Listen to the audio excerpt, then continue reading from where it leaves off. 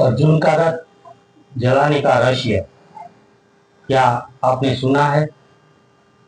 नमस्कार साथी, आज मैं आपको एक ऐसी कथा सुनाने जा रहा हूँ जो महाभारत से जुड़ी है। एक रहस्य, एक संकेत और एक महान प्रेरणा। ये कथा है अर्जुन के रथ के जलने के रहस्य। ये सिर्फ एक पौराणिक कहानी नहीं, बल्कि जीवन की सबसे गहरी सच्चाई और उजागर करती है। आइए इसे सुने, समझे और उससे जीवन के लिए सबक लें। युद्ध के बाद अर्जुन का रथ। महाभारत का युद्ध समाप्त हो चुका था।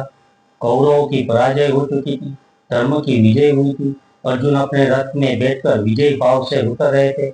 उनके साथ श्री कृष्ण सारथी के रूप में मौजूद थे। युद्ध समाप्त होने के बाद श्री कृष्ण ने अर्जुन से बोले, अर्जुन पहले तुम रथ से नीचे उतर जाओ। अर्जुन कुछ चौंके।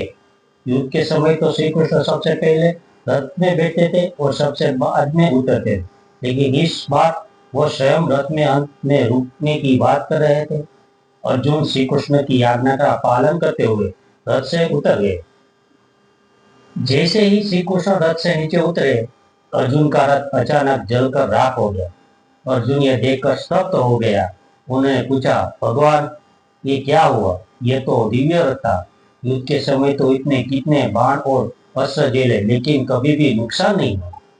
श्री कृष्ण मुस्कुराते हो और बोले, ये रथ तभी जल जाता जब भीषण दिव्यास्त्रों का वार हुआ था, लेकिन मेरी उपस्थिति और कृपा के कारण ये रथ सुरक्षित था। अब जब मेरा कार्य पूरा हो गया, मेरी कृपा हट गई, तो रथ अपने वास्तविक रूप में लौट आया और जल गया।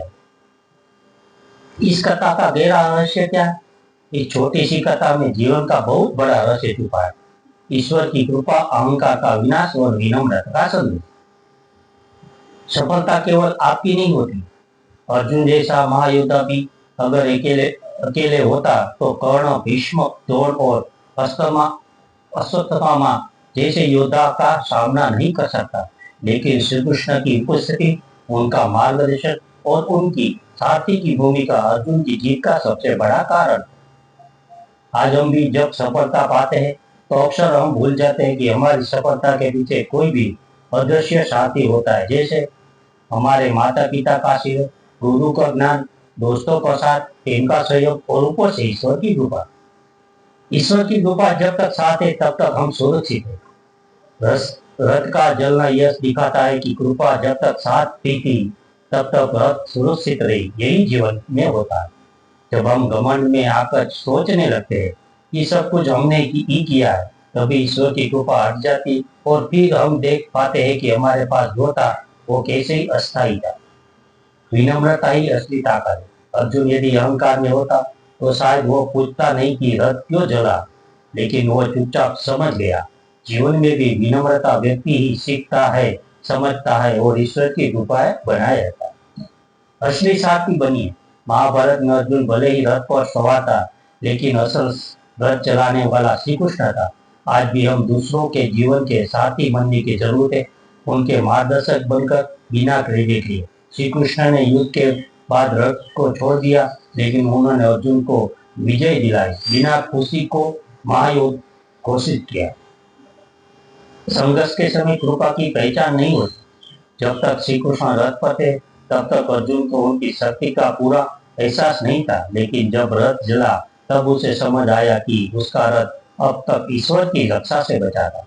कई बार हमारे जीवन में भी जो चीजें बच जाती है वो हमारी ताकत नहीं, ईश्वर की रक्षा होती है।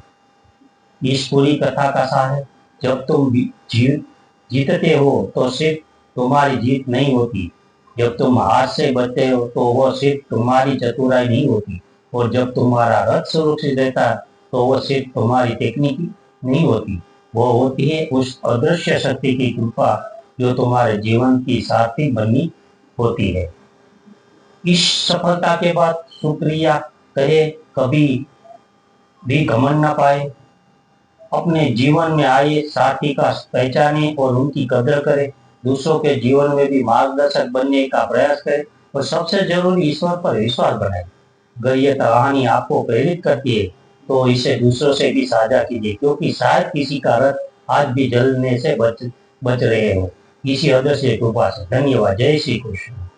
Subscribe, like, share @mythology Bharat. धन्यवाद। Subscribe, like, share @mythology Bharat. धन्यवाद। देखते रहिए माइथोलॉजी भारत चैनल। सब्सक्राइब कीजिए, लाइक कीजिए, शेयर कीजिए, हाइप कीजिए।